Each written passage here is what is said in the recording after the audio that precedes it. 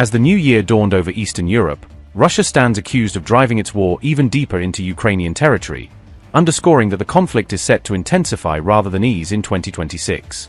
President Volodymyr Zelensky said that more than 200 drones were launched to strike Ukraine during the January 1st attacks, turning the first hours of the year into yet another night of fear and destruction.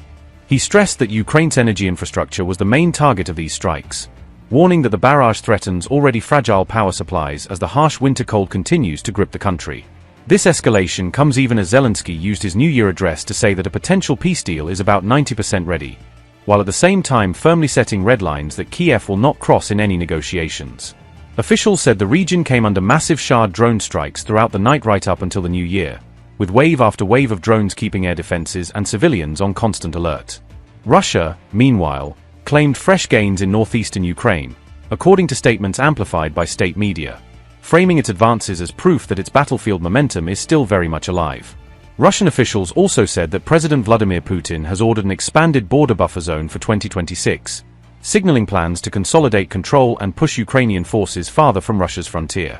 The plan reportedly focuses on Ukraine's Sumy and Kharkiv regions near the border, areas that have already endured repeated shelling and incursions since the full-scale invasion began. Chief of General Staff Valery Gerasimov was said to have inspected troops and met frontline commanders at a border command post, in a bid to project confidence and fine-tune plans for the coming year. All this is unfolding even as US intelligence has concluded that Ukraine did not attack Putin's Valdai residence earlier in the week, undercutting a key Russian allegation that had been used to justify retaliation.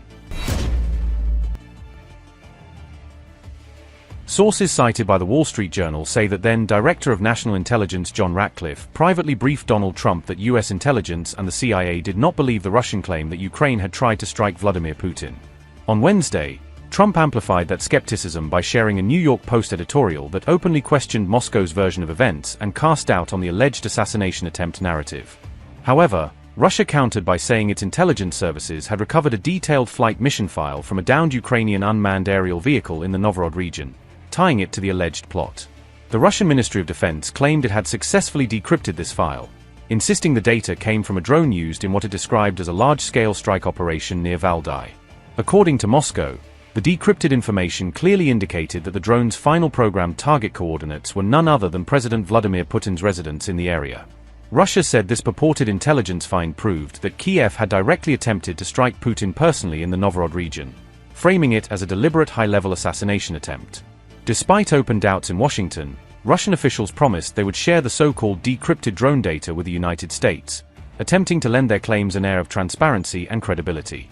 The move was clearly aimed at bolstering Kremlin assertions that Putin was personally targeted in the alleged strike, reinforcing Moscow's justification for potential retaliation and tougher military actions.